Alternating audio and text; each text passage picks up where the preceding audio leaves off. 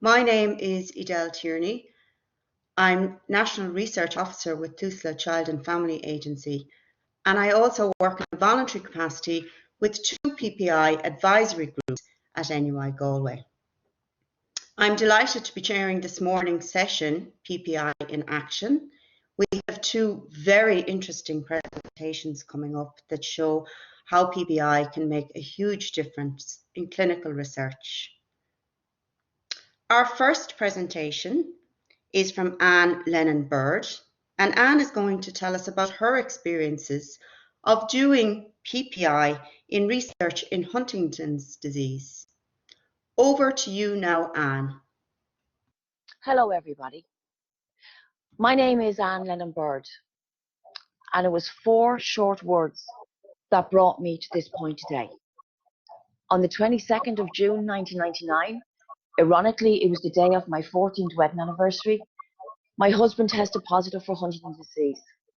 Huntington's disease is a hereditary, neurodegenerative, and life-limiting illness. It has physical symptoms, cognitive symptoms, and emotional symptoms. The physical symptoms would include weight loss, involuntary movements, diminished coordination, difficulty with walking, talking, and swallowing. The cognitive symptoms would be impaired insight, problems with focusing, planning, recalling information, and making decisions. The emotional symptoms, depression, apathy, irritability, anxiety, and obsessive behavior. Thus make living with Huntington's, it's very, very challenging, and it's very, very heartbreaking. But let me go back to the beginning. I met a lovely man and I married him in 1985.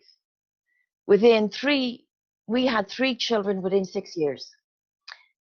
My mother-in-law, we were told, had Alzheimer's disease. In 1996, though, she was properly diagnosed with Huntington's disease. At that stage, we had 3 small children.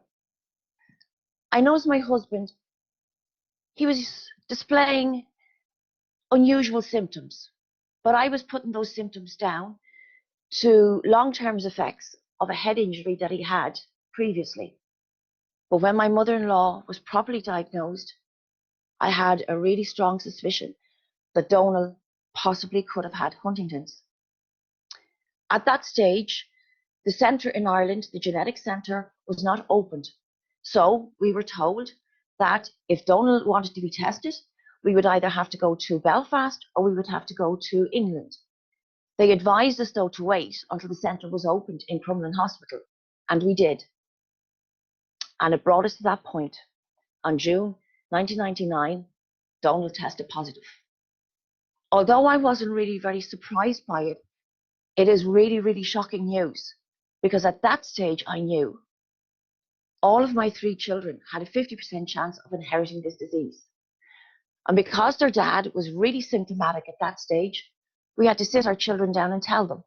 They were only 7, 9, and 11. At that point, all I felt was pure hopelessness and completely out of my depth. I didn't know where to go. I didn't know what to do. I had to take time to heal, time to adjust. Donald's condition continued to deteriorate. Myself and my 3 children became his full-time carers. It was really hard, it was really difficult, and my children were still young. My eldest girl used to always say, I want to know, and when I'm 18, I am going for the test. And she would count down to her birthdays, 4 more to go, 3 more to go, 2 more to go. And it came to the day of her 18th birthday. And she says, Mom, where is the number for the genetics unit? I gave her the number. And then we started the long process, the 6 months process of going through the testing process. Aisling had to go. She had to meet with a genetic counsellor many, many times.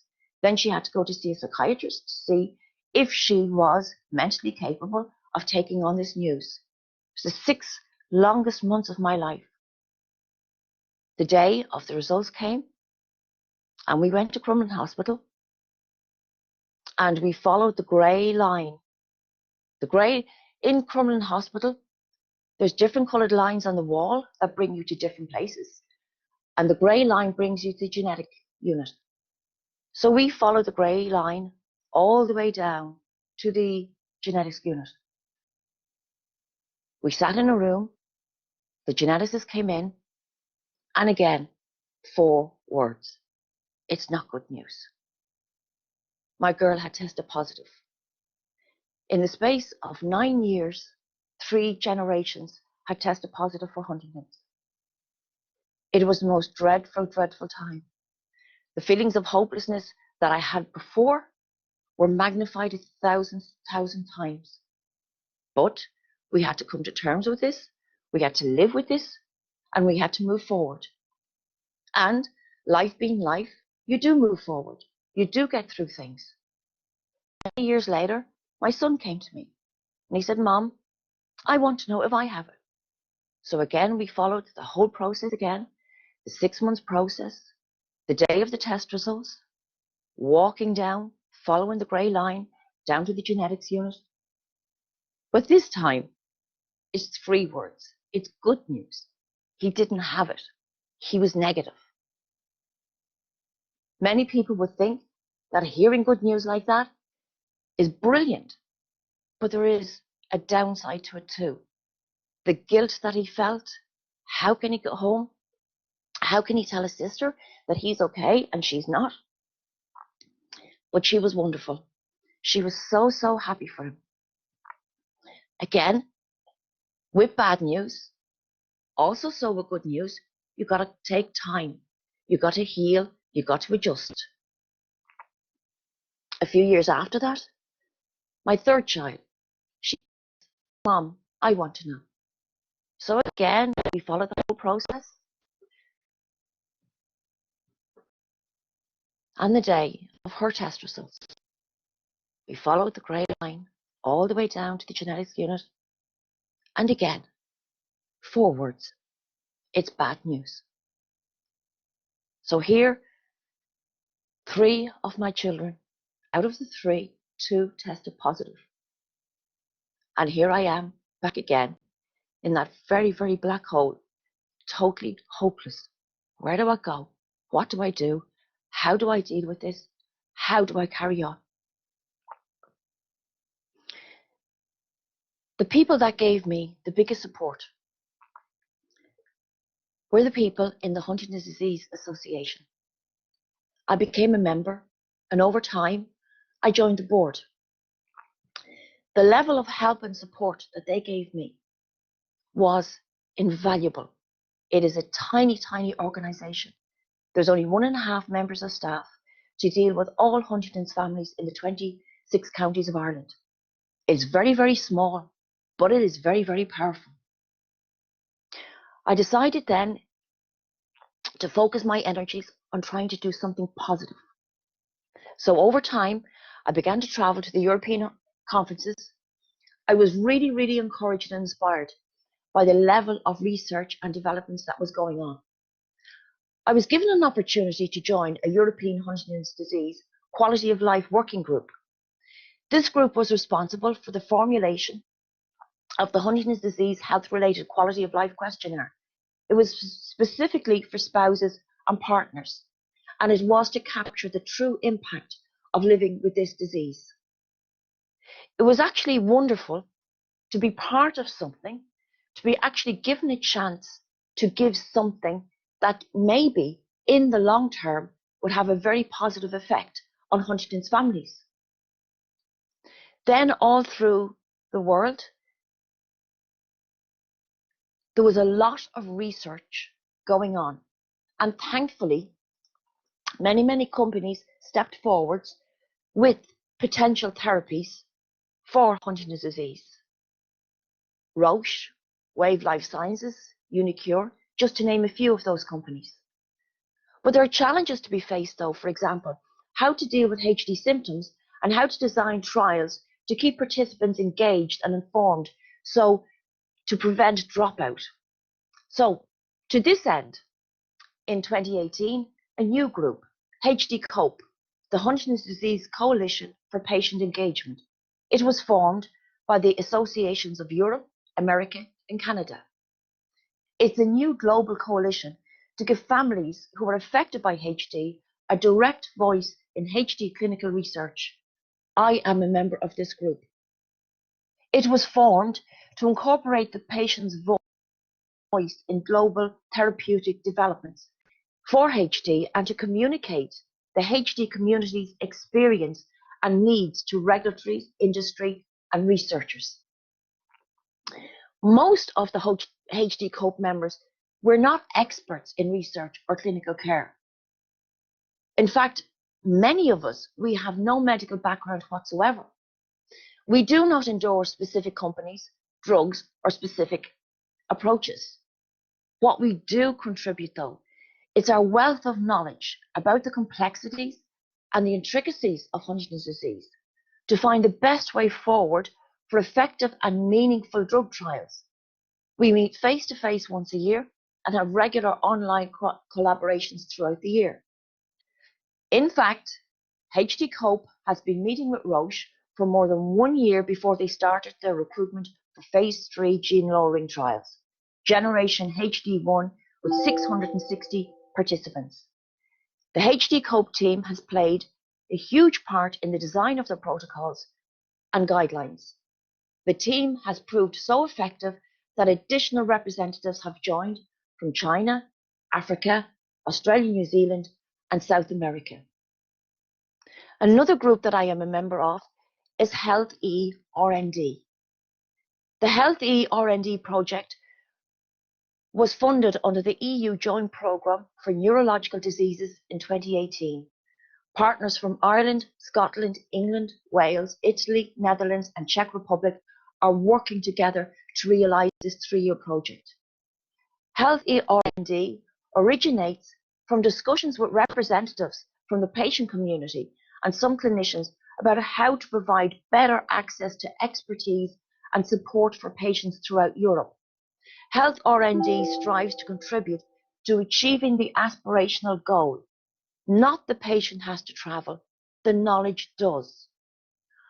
Although HD is a model disease in Health R&D, the aim is to develop an e-health model applicable to other rare neurological diseases. The Huntington's Disease Patient Association is also involved in CARE HD project. CARE HD project is a Horizon 2020 RISE Research and Innovation Staff Exchange funded project that aims to investigate how the use of connected health technologies can support and improve the care of people living with HD and their families. Connected health includes wireless, digital electronic, mobile and telehealth devices designed around the patient's needs and use in health management. The Huntington's Disease Association of Ireland, we try our best as well to do as much as we can. We began to hear of Professor Niall Pender. He's a clinical neuropsychologist in Beaumont, and he was seeing a number of HD patients. And we heard that he was becoming interested in progressing services here in Ireland. HDAI was able to introduce him to HD experts in Europe. The association provided him with seed money to get an enroll HD study site started in Ireland. That is a worldwide observational study. We also provide later funding to him to try and promote the study within the HD community and then to support him in setting up the only HD specific clinic here in Ireland. I never thought, as a wife or a mother, that I would be given a role in research. But this engagement has really empowered me. It's given me great strength, and most importantly, it has given me a voice. I feel I'm doing something useful and worthwhile, not only for my children, but for all HD families. I have an opportunity to engage with researchers and give my input to enhance and enrich current and possible future drug trials, which will eventually lead to realistic treatments for HD sufferers. Now, there is hope. Thank you for giving me this opportunity to speak with you today.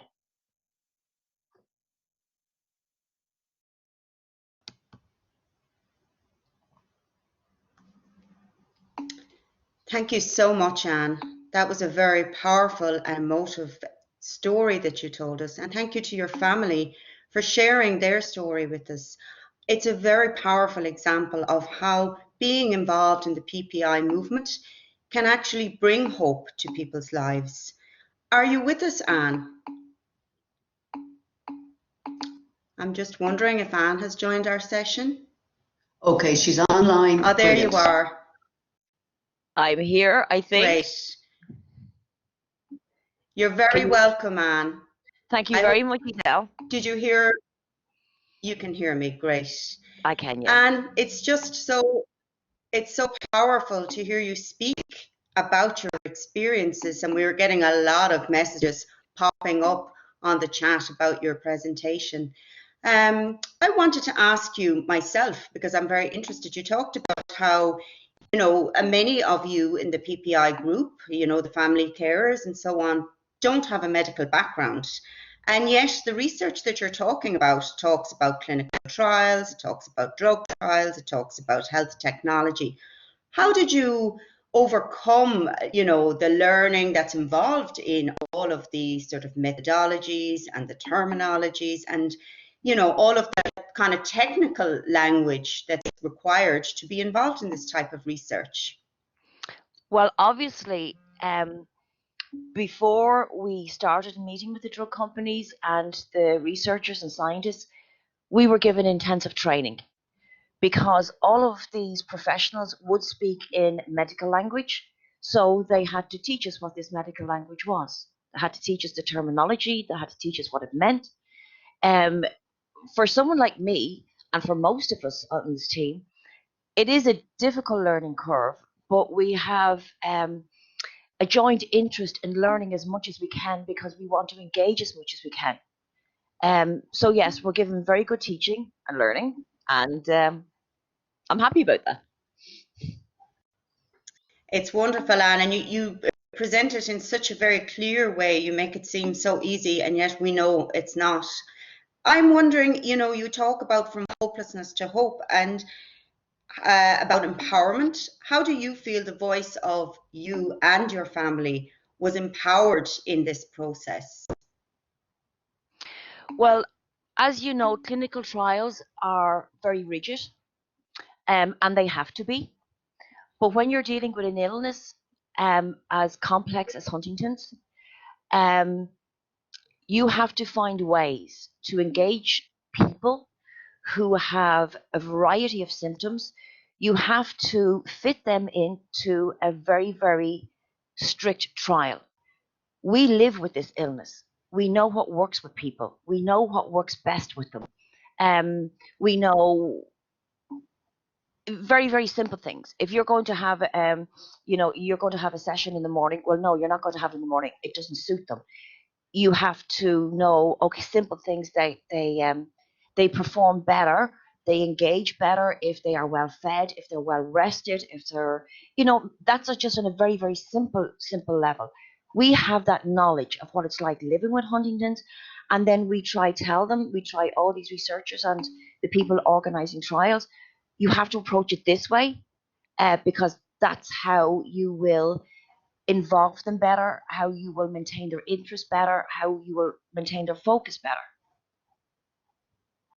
I don't, so yeah, as I say, sometimes it's very, very simple things and sometimes it's more complex things, but we just try and bring our knowledge, our expertise, and what we know works into a very strict setting of a drug trial. And there's so many questions coming in and so much praise for your inspirational speak. We just have time for one more question, and I'm going to ask a question that came in here about enrollment on a patient registry, and does that help to identify patients for possible inclusion in clinical trials?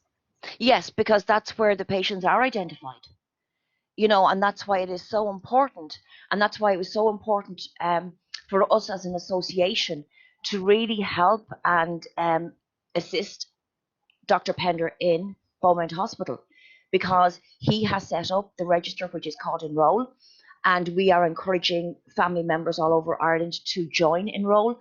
And this is where, scientists and researchers and people setting up trials, this is where they get their participants from that Enroll site. And perhaps, Anne, you will be able to share that link to the site with our conference delegates. Absolutely. We'll be able to make that available. Absolutely, I can do And that. thank you so much. Thank you so much for joining our conference this morning and for sharing your very powerful story. Thank you very much. Thank you again for giving me this opportunity to speak. Thank you.